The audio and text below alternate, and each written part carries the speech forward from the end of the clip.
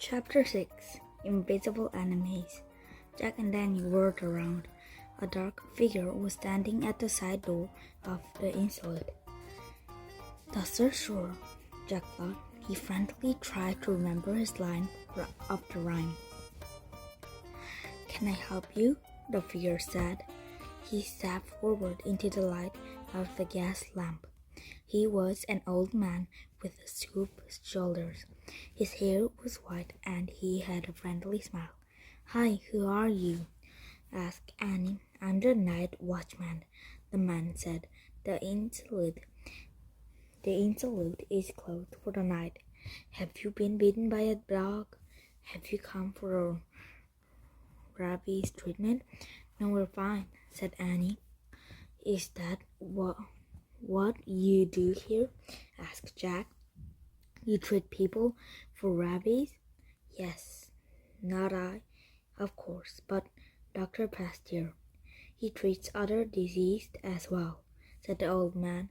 "He is the world's firmest medical researcher." "Really?" said Jack. "What does he research?" "Macro," said the night watchman. "Microbe?" said Annie. "Germs," explained Jack. "Yuck," said Annie. "Microbes are invisible to the eye," said the old man. "Some are useful and natural, but others can cause germs harm. Dr. Pasteur battles the deadly ones with research and vaccines and new medicines." And he gasped. "He battled deadly enemies no one can see," she said. "He's the magician of the invisible." "Yes," said Jack. The old man smiled. "I suppose you could say that," he said. "Dr. Pasteur has certainly helped a lot of people." "We have to find him," said Annie. "Do you know where he is now?" "Unfortunately, you have just missed him," said the night watchman. "Earlier, a messenger left an invitation for him." "A strange man in the black cloak?" said Annie. "You know him?" said the night watchman. "Not really," said Jack, "but we think we know who he is." "What did the invitation say?" "I do not know," said the old man, "but when Dr. Pasteur read it, he left immediately. He said he had to get to the Eiffel Tower by 10 p.m. "The Eiffel Tower?" said Annie. "By 10 p.m.?" said Jack. "Do you know what time it is now?" The old man pulled out a pocket watch. "It is about 25 minutes until 10. "Yikes, we better get going," said Annie. "Thanks for your help," Jack said to the night watchman. "You're welcome," the old man said. Then he stepped back inside the institute and closed the door. "Hurry," said Annie. She and Jack ran down the steps to the streets. "Dr. Louis Pasteur," said Jack. I heard of it too. This is crazy. None of these guys were really magicians. They're all famous for doing great things in science and stuff. I wonder who the fourth magician is," said Annie. "The magician of iron who bends the metal of earth and tramples over the winds. Is the magician or a scientist or what?" "I don't know," said Jack, "but we have to get to that tower fast. We have to find the magicians and learn their secrets before the sorcerer finds them." Jack and Danny looked up and down the lamplit street. A man was pushing the carts over the cobblestone. A couple on the two-seater bicycle rode by and disappeared. Then a horse and carriage clattered up the street. "Taxi!" yelled Jack, but the horse and the carriage kept going.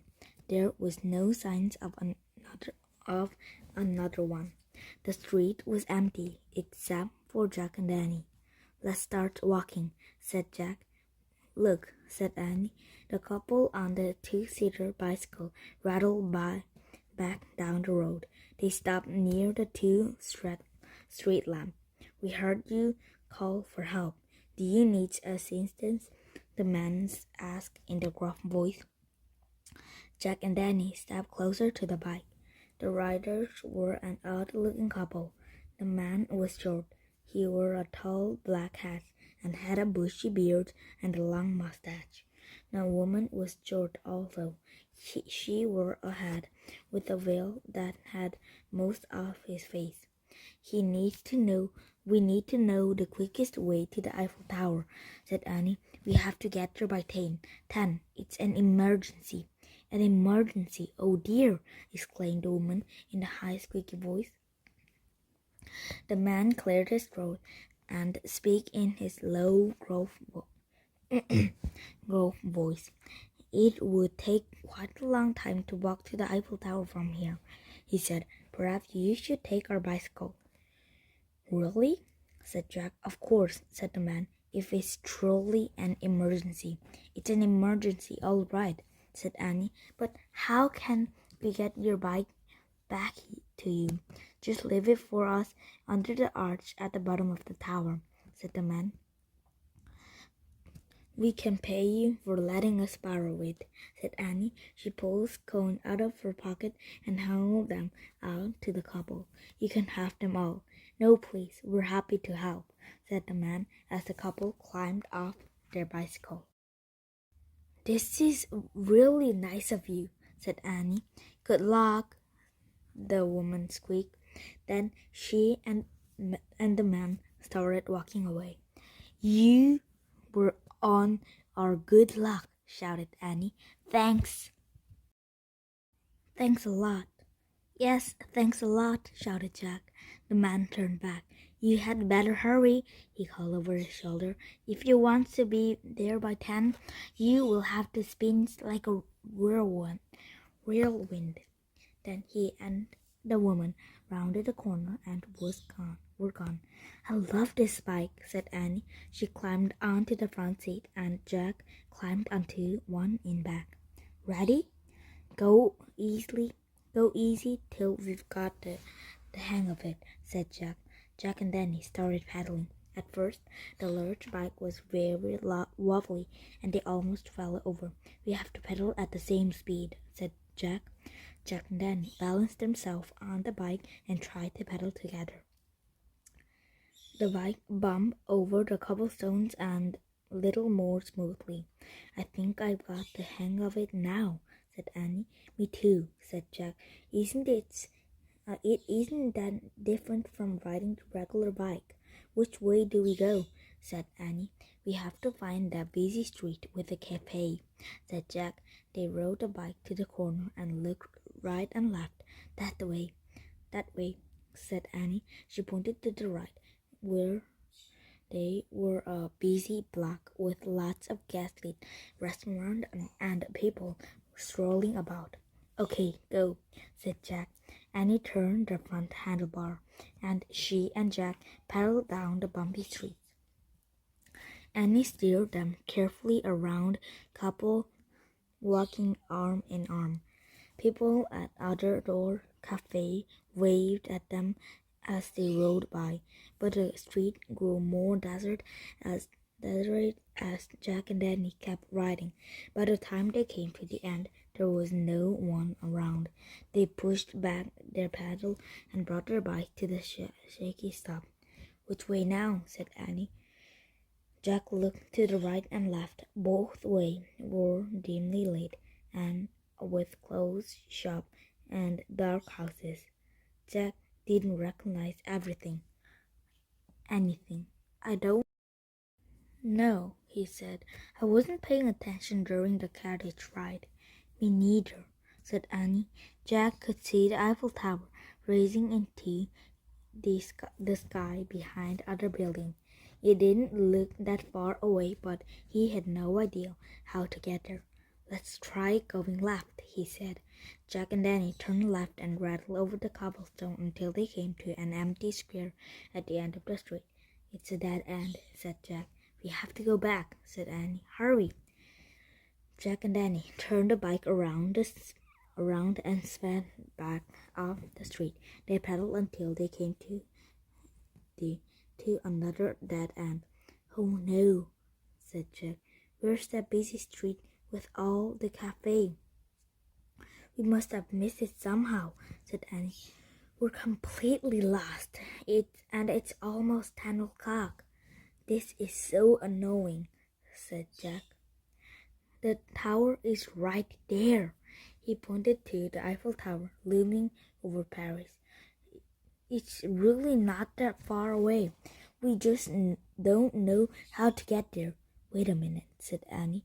That guy said that to get there by 10, we have to spin like a whirlwind. I know, but we're lost, said Jack. We don't know which way to go. It doesn't matter, said Annie. We have to spin into the air. That's one of our magic rhyme. We have to spin our bike into the air. Chapter 7. Start paddling. Wow, whispered Jack. He reached into his satchel and pulled out the rhyme book. I'll say the first line of the rhyme, Jack said to Annie. You say the second. Then we'll start paddling as fast as we can. The street's empty. No one will see us. So we can... Good, interrupted Annie. Let's get going. Jack held up the rhymes book so they could both read the light of the street lamp. He read his line first. Whirled and twirled and swirled and spin. Then Annie read the second line. T-R-O-I-B-I, Ben. Jack shoved the book back into his satchel. Paddle, he cried. Jack and Annie balanced themselves on the bike and paddled hard. The bike rattled over the cobblestones. Faster, shouted Jack. He paddled as hard as he could. The bike shot forward. The front wheel began rising off the stone pavement. Whoa! Cried Annie. Hold on tight, cried Jack. Jack gripped his handlebar as the wheels spun faster and faster, and the bicycle rose into the air. It rose higher and higher above the dark streets, above the rooftops, and into the moon-bright sky. Turn left, shouted Jack. Annie turned her handlebars, and the flying bicycle headed straight toward the Eiffel Tower. The white beams of the towers shot lights swept over Paris, shining the chimney, church, steeples, and dome. But Jack kept his eyes fixing on the glowing iron tower. That was where they had to go. That was their goal. As Jack and Danny paddled, the warm Paris air embraced them, holding the bike steadily. With very little effort, they drew closer and closer to the tower. Soon they were almost there. We have to land, shouted Jack. I know, shouted Annie. Lean forward. They both leaned forward. The front wheel of the bike dripped deep. Annie steadied her handlebars as the bike zoomed down toward the base of the tower. Stop paddling, shouted Jack. He was afraid they could dive straight into the ground, but the bike seems to have a mind of its own. As it drew nearer to the base of the tower, it began to drop softly and slowly, like a falling feather. The bike floated closer and closer to the ground. Its wheel brushed the grass of the shadowy garden not far from the tower. Jack and Danny pushed the brake, and the bike slowed to stop. Then it fell gently onto its sides, dumping Jack and Danny onto the soft, wet grass. Jack looked up. The Eiffel Tower loomed above them, reaching toward the bright Paris moon. We made it, Annie said breathlessly. Not yet, said Jack. We still have to find that party. He and Danny stood up. But first, we have to leave the bike under the tower like we promised, said Annie. Jack and Danny picked up the big bike. They jumped back on and started paddling toward the Eiffel Tower. The bike felt a lot clankier than the ground than it had in the air.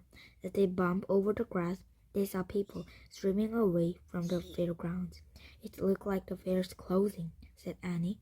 Jack and Danny parked the bike in a bike stand Beneath the tower, the area looked deserted. There was no sign of the party or of the new magicians. A single guard stood under the one of the tall arch. "Excuse me," Annie called to the guard. "Do you know what time it is?" "Almost 10," answered the guard. "Is the tower closed for the day?" said Jack. "Yes, I am afraid it is," said the guard. "We heard there was going to be a party at the Eiffel Tower tonight," said Annie. The guard shook his head. "No, sorry. As you can see, there is no party here, unless you mean the private affair at the top of the tower. There's a private party at the very top," said Annie. She and Jack looked up. The top of the tower seems a mile away. "Yes, with some very important guest," said the guard.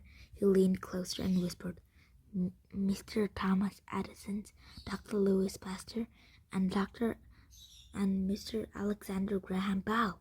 "That's our party!" exclaimed Annie. "Is there a fourth guest?" Jack asked. There may be others, but I did not see anyone else go up," said the guard. "We need to be there too," said Annie. "How do we get up?" The guard smiled. I am sorry," he said, "but the elevator are all shut down for the night. If you have an invitation, the only way you could get to the top would be to climb the step." The guard looked up. "And that is a quite few steps indeed. Come back and early tomorrow, as you can ride the elevators." The guard tipped his head and strolled away. "Excuse me, sir," Annie called after him. "Just how many steps are there?" "To be exact, there are 1,652 steps to the platform at the top of the Eiffel Tower," the guard said. Then he disappeared into the dark. "That's too many steps," said Jack. "Let's fly up on the bike," said Annie. "We can't," said Jack. "We only used the rhyme once, remember?" He pulled out their book of rhyme and read the ones they hadn't used. "Find the treasure you must never lose." "That doesn't help," said Annie. "Pull the cloud from the sky," read Jack. No help there either," said Annie. "Turn into ducks," read Jack. Annie smiled. "Forget it. I'm not meeting Thomas Edison as a duck," said Jack. "So," said Annie. "The steps," said Jack. Jack and Annie moved quickly around the base of the tower, searching for steps. "There," said Jack. They hurried to the staircase, tucked inside one of the legs of the tower. Jack gripped the iron railing. "Ready?" he said. "Yep," said Annie. "Let's go." Together they started up the 1,652 steps that led to the top platform of the Eiffel Tower. Chapter 8. Secrets. Jack could see the Paris sky through the iron rail of the tower. At first, climbing was easy. The steps weren't very steep, and Jack counted each as they climbed. 26, 27, 28. "I wonder what's going on at the top now," said Annie. 31, 32, 33, breathed Jack. "I wonder if the sorcerer is there with the others," said Annie.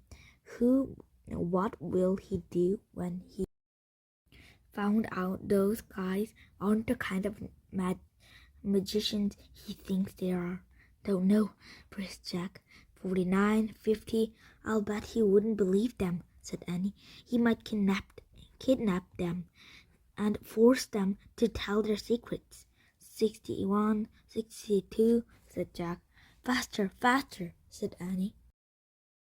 By the time Jack had counted the 360 steps to the tower's first story platform, They were both panting. Jack's feet felt like leads. "There's a lot of stuff," said Annie, out of breath. "No, no kidding," said Jack, gasping between words. "But we have to keep going." They kept going, but a little more slowly. Jack picked up the count. 361, 362. You can see it how he might have thought Alexander Graham Bell was the new magician, said Annie, panting. 392, 397, said Jack. "Think about it," said Annie. "You'd never used a phone in your life. Then one day you pick up this thing. You hear the voice talking. The voice of someone who lives far away. You think, magic," breathed Jack. 444, 445. "And Thomas Edison," said Annie. "I think about it. Thousands of years you depend on fire for light. Then one day you flick the switch. Presto! A glass ball lights up. Magic!" gasped Jack. 510, 511, and Louis Pasteur. "Think about it," said Annie. "They're all this diseased. Nobody knows what's causing them. Then one day, this guy discovers germs, and he figures out a way to wipe out the bad ones." "Magic," said Jack. 602, 603, 604. "I can't believe the sorcerer would anything mean to this guy," said Annie. "Even if he is evil," said Jack. 620, 621. His legs muscles burned, but he moved like a machine up the mountain of steps. Finally, they reached the second platform. 700, breathed Jack. "We have to keep going," said Annie. "Keep going, and let's get our rhymes ready," said Jack. "As soon as we see the sorcerer, we have to say it, make him disappear." Right, breathed Annie. "That's our mission. Protect the new magicians and find out their secret for Merlin." "Don't talk. Save breath," said Jack. Jack and Annie kept climbing and counting. Drawing closer to the top of the tower, Jack heard piano music. As they climbed higher, the music grew louder. Finally, Jack and Annie climbed onto the third platform. 1,652, gasped Jack. They were almost at the very top of the tower. The spiral staircase led from the platform up to the terrace. Jack's leg muscles ached, and his heart pounded. "But we have to keep going," he whispered. He and Annie dragged themselves up the several staircases that led to the terrace. They both collapsed and sat on the top step, trying to breathe. The flag overhead flapped noisily. Damp with sweat, Jack felt chills by the wind.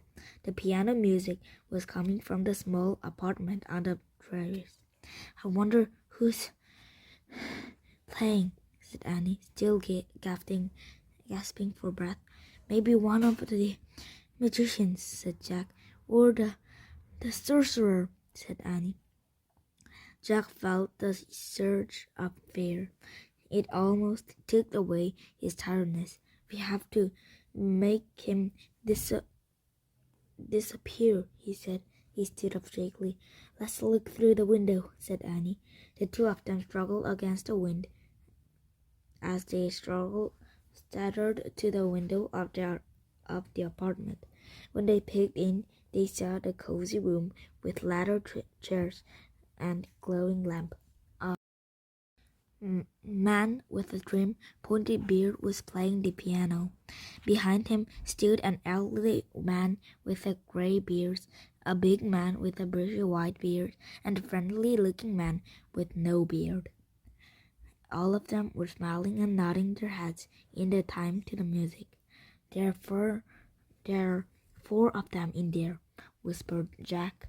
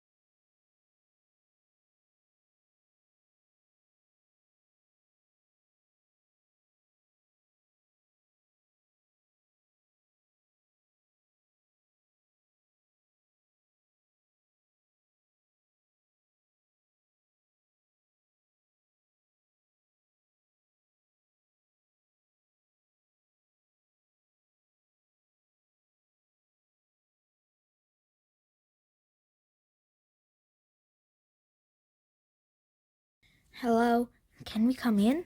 Asked Annie. Mr. Eiffel looked startled. Goodness, I seem to having many unexpected guests tonight. How did you get up here, little girl? I thought the elevator were closed. My brother and I climbed the stairs, said Annie. Oh my, that's a very long step for two children, said Mr. Eiffel, or anyone else for that matter. Did someone invite you to the party here too?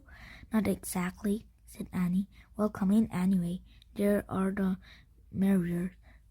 Mr. Eiffel stepped back to let Annie and Jack inside. Then he closed the door behind them. The four men looked curiously at Jack and Annie. Before you tell us about yourself, allow me to introduce my other unexpected guest, said Mr. Eiffel. This is Dr. Louis Pasteur. He pointed to the elderly man with the graving beard, and Mr. Alexander Graham Bell. The big man with the white beard nodded, and Mr. Thomas Alva Edison. The friendly-looking man reached out and shook both of his hands, first Annie, then Jack's. You could call me Alva, Mr. Edison said. Hi, Alva, Jack murmured shyly. He couldn't believe he was shaking hands with Thomas Alva Edison. You can call us Jack and Danny, said Annie. So, Jack and Danny, how did you learn about this gathering? Mr. Eiffel asked. You have nothing to do with the invitation these gentlemen received, do you? Well, Annie smiled a goofy grin as she didn't know what to say next. She took a deep breath. Well, no, she said, but we know who sent them. Who? Asked Mr. Eiffel. An evil sorcerer who wants to steal the secret of your magic, said Annie. An evil sorcerer? Said Mr. Eiffel. Yes, said Annie. We can make him disappear, but we need you to tell us your secrets before he gets here. The foreman just stared at her. What did she say? Asked Mr. Addison, as if he were a little hard of hearing. She said an evil sorcerer wants to steal a secret of our magic, Mr. Eiffel said loudly, and that we must tell them our secret before the sorcerer arrives. Mr. Addison laughed. So did the others. Jack felt his face grow red. The secret of our magic, eh? Said Mr. Eiffel. That's really a very good question. Let's think. I believe the secret of my magic is actually quite simple. I have a taste of adventure and love of work and responsibility. So the challenge of building the tallest structure in the world was gently apparent to me. Very good, said Annie. Taste for adventure, love for work, and responsibility. She turned to Dr. Pasteur. Doctor, what's your secret? My secret, said Dr. Pasteur. He looked down at the floor for a long moment. Then he looked up and said, I believe my secret is this. Chance favors the prepare mind. The other man nodded. Said Mr. Bell. Ah, said Mr. Eiffel. Indeed, said Mr. Addison. What does that mean? Said Annie. Chance means luck, exclaimed Dr. Pasteur. I just pray we all hope for a bit of luck in our work, but I found the more I study and prepare, the luckier I become. Oh, that makes good sense, said Annie. Studying makes you luckier. She turned to Mr. Addison. Alva, what's your secret? Mr. Addison smiled modestly. Well, let me see. His eyes were bright and twinkling. I suppose my secret is this. Genius is 1% inspiration and 99% perception. The other man laughed. That's right, said Mr. Eiffel. Sweet. Hard work. Thousands of experiments failed. Then, finally, one works. The other man clapped. I get it, said Annie. Genius is mostly sweat. Everyone then turned to the last magicians. Oh my, said Mr. Bell. He stroked his bushy white beard. How shall I see? He closed his eyes. When one door closes, another door opens. Everyone started to applaud. Wait, there's more. Keeping his eyes closed, Mr. Bell continued. We often look so long and so regretfully upon the closed door that we do not see the new ones which open for us. He looked at everyone and smiled. The other man clapped again. Yes, said Mr. Eiffel. There's always another door. Never give up hope, said Annie. Got it. Mr. Eiffel smiled at Annie. So, do you think our secret is successfully your evil sorcerer? Before Annie could answer, there was a loud knocking on the door. Chapter 9. The Sorcerer. Jack's knees turned jelly. The knocking came again. Mr. Eiffel laughed. Goodness, another unexpected guest. He started toward the door. Don't open it, Jack shouted. Everyone looked at Jack as if he were crazy. It's a sorcerer, Jack said. My sister was telling the truth. He thinks you're all magicians. Don't be afraid, son, Dr. Pasteur said to Jack. I'm sure it's just another guest. Mr. Eiffel stepped toward the door. No, please, shouted Jack. Mr. Eiffel opened the door. There was a deafening clap of thunder. The ball of fire blasted into the room. Jack covered his face. Then all was quiet. Jack, Annie said in a small voice. Jack looked up. A golden haze had filled the room. Annie stepped quickly to Jack's side, but none of the others moved. Mr. Eiffel, Mr. Bell, Mr. Edison, and Dr. Pastor were all as still as stone. Jack could barely make out the dark figure in the long cloak standing in the doorway. "It's him!" Jack cried. "We have to say a rhyme!" Jack shouted the line as he had memorized. "Thing before us, now we see." Jack waited for Annie to finish the rhyme, but she didn't say her line. "Oh, no, she's forgotten it," Jack thought wildly. Suddenly, he heard Annie laugh. "It's you," she said. Jack looked up. The haze had cleared. The sorcerer's face glowed in the light. It was a familiar face, craggy with electric blue eyes. "Merlin?" breathed Jack. The master magician answered him with a smile. "Merlin! Hi!" said Annie. She rushed over and hugged him. Jack just stared at Merlin. "What happened?" Jack asked. Where's the evil sorcerer?" "There are evil sorcerers in my world," Merlin said in a deep voice, "but I assure you none of them were here at the World's Fair today." "So you were the messenger," said Annie. "You delivered the invitation for everyone to come to the top of the tower?" "Yes, I was a messenger," said Merlin. "I wanted to gather these remarkable men to gather you so you could meet them all in the short time you had spent in Paris." "But why did you tell us that we had to find them before an evil sorcerer did?" said Jack. Merlin smiled. "Without that would you have to use challenge? Would you have to use all your powers of thinking and chart?" he asked.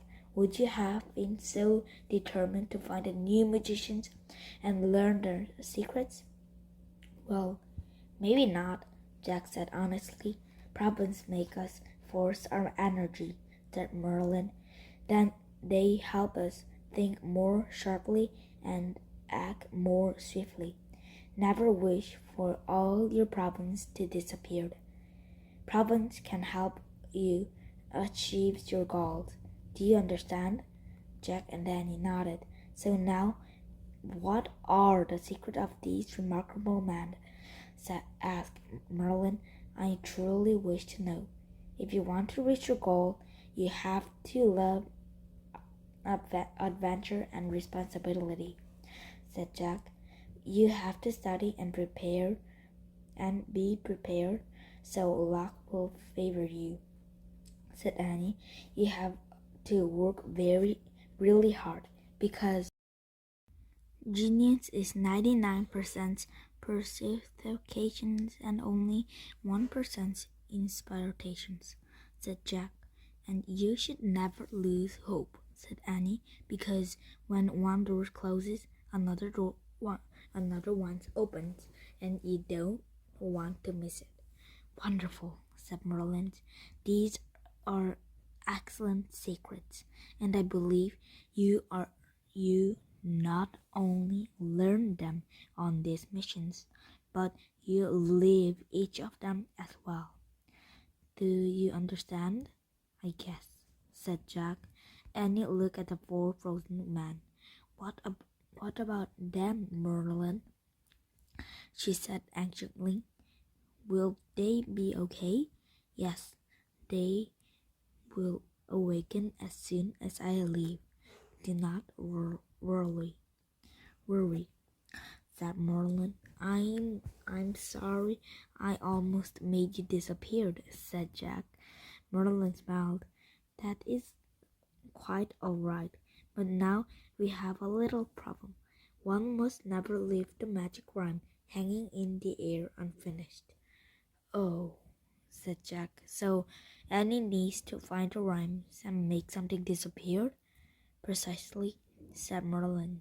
"Perhaps you could use the rhyme to speed me back to Camelot." "Sure," said Annie, "but do you have to leave so soon?" Yes, I must be on my way, said Merlin. I would not want to confuse this kind gentleman. Do not worry. I'll send for you both again in the very near future. But now it is time for me to disappear. Jack smiled. Goodbye, Merlin, he said. Annie took a deep breath. Then he looked at Merlin and smiled. Slowly set her line. The B1 new EV. There was a clap of thunder and a flash of fairy light, and Merlin was gone. Just as suddenly, the new magicians came back to life. Mr. Eiffel pointed to the open doorway as wind gusted inside. You see, son, he said to Jack, it was only the wind. Oh yeah, said Jack, pretending to be embarrassed. I'm sorry. Don't worry, said Mr. Eiffel. You and your sister are perfectly safe. We live in the wondrous new world of science and not in the old world of magic and sorcerers. Mr. Eiffel moved toward the open doorway. Come on, let us all step outside and take a look at our next world. Everyone joined him on the windy terrace and looking over the railing. Paris is a lovely city, isn't it? Is not it? Is it not? Mr. Eiffel said. Jack and Danny and the others watched the giant spotlights sweep over Paris like a white comet.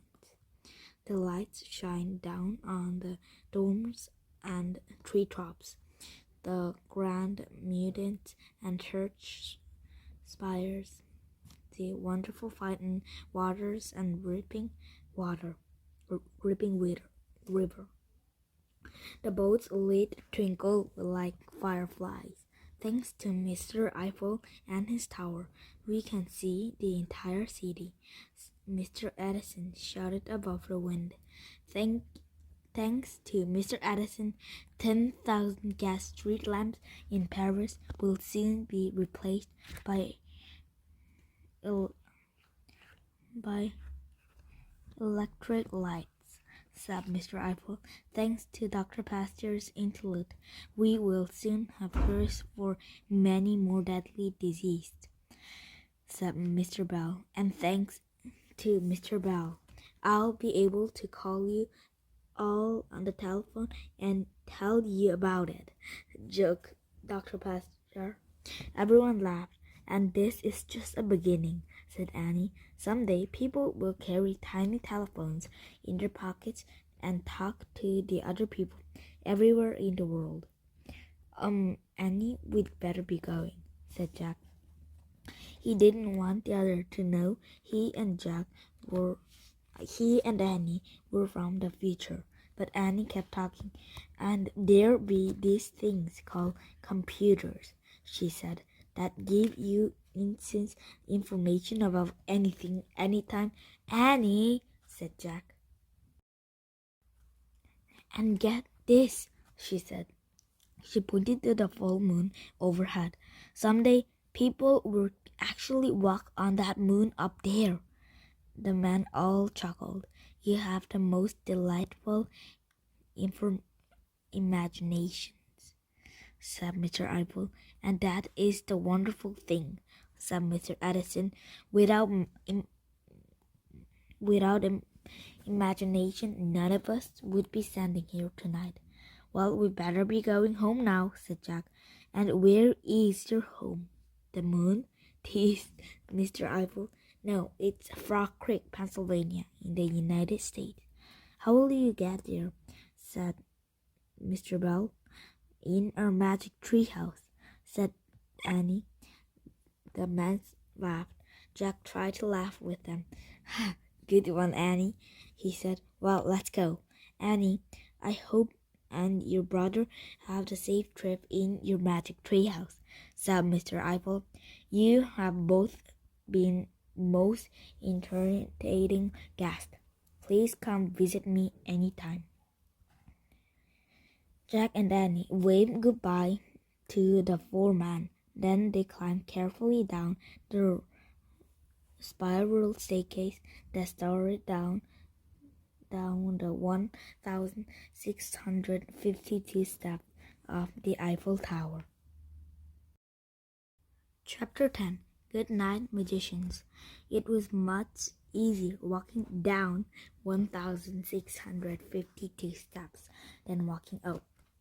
Jack and Danny walked down and down and down and down and down and down and down and down and down and down and down until finally they stepped onto the ground. Jack noticed that the two-seater bicycle was gone. I guess those two people came and got their bike, he said. Jack and Danny looked around. Exhibits were covered and gates were locked. All the mutations and noise of the World's Fair had ended for the day. The living encyclopedia had gone to sleep. Suddenly Jack felt very exhausted. Home? Said Annie. Jack nodded. Frog Creek, he said, sighing. Jack and Danny hurried over the bridge and across the avenue. Those guys were really nice, said Jack, as they walked through the dark, rose-scented park. I know, said Annie. They'd act like regular people, but they've done all those amazing things. Yeah, said Jack. They're like magicians in disguise. Jack and Danny came to the magic treehouse. They climbed up the rope ladder and looked one last time out the window. The Eiffel Tower seems to watch over Paris, its spotlights sweeping over the city. Jack pulled Merlin's ladder out of his satchel. He opened it and pointed to the world's Frog Creek. I wish we could go. Before Jack could finish making the wish, he and Danny were bathed in brilliant white light. Jack looked up. One of the beams of the tower's spotlight had come to rest on the treehouse. It shines on them for a long moment. With both hands, Annie waved wildly into the building's light. Jack waved too. Good night, magicians, Annie shouted. Jack laughed. Then he pointed at Merlin's ladder again and finished his wish. Home to Frog Creek, he said. The wind started to blow. The treehouse started to spin. It spun faster and faster. Then everything was still. Absolutely still. Jack opened his eyes. He and Annie were dressed in regular clothes again. Dusky light flitters into the treehouse. No time at all passed in Frog Creek. That was a great trip, Jack said softly. Really great, said Annie. Jack pulled the guidebook into the 1889 Paris World's Fair out of his backpack. He left it on the treehouse floor along with Merlin's ladder, but he kept Teddy and Kathleen's book of magic rhyme. So, we have 3 rhymes left for our first adventure, he said. Quack, quack, said Annie. Very funny, said Jack. Ready? Yep, said Annie. She climbed down the rope ladder and Jack followed. As they started walking through the darkening woods, the world felt familiar and ordinary again. I can't believe we just met all those guys, said Jack. I can't believe I actually shook hands with Thomas Edison. You mean with Alva, said Annie. Yes, Alva. Wow, Jack said softly. What do you think Merlin meant when he said that we have lived all their secrets as well as learned them, said Annie. Well, think about it, said Jack. We wouldn't have gone on our missions in the first place if we didn't have a love for adventure and responsibility, like Mr. Eiffel. Right, said Annie, "and we sure put a lot of sweat into our missions when we climbed the stairs. And we didn't lose hope when the door of the Insolite was locked," said Jack. "We stuck around until another door opened, and you prepare us reading from the research book," said Annie. So chance favored us when we heard someone called Thomas Edison's the Wizard of Menlo Park. And chance favored us when those two people led us their bike," said Jack. "Actually, I don't think that was chance," Annie said. "What do you mean?" said Jack. "Did you notice that man looked more like a kid in disguise?" "Disguise," said Annie. "His beard and mustache look kind of freaky." "I did notice that," said Jack. "But there was so much going on, I didn't have time to think about it.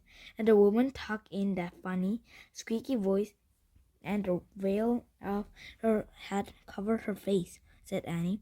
"And the guy told us to spin like a whirlwind." That was a weird thing to say, but it reminded us for a rhyme in Teddy and Kathleen's book. Jack nodded slowly. Then he smiled. "You think those two are actually Teddy and Kathleen?" he said. "Maybe," said Annie. "On our last 3 missions, I felt like they were both with us, helping us get missions. I felt like they're... Oh, on our last 3 missions, I felt like they were with us, helping us get to the right place at the right time. Next time, maybe we can catch them when they help us," said Jack. And he laughed. "Yeah, we'll try to surprise them for a change." "Good plan," said Jack. The bell jingled in the distance. "Ice cream," said Annie. "Yep, that's our mission now," said Jack. The ice cream bell jingled again. Jack and Annie ran out of the woods into the soft summer twilight.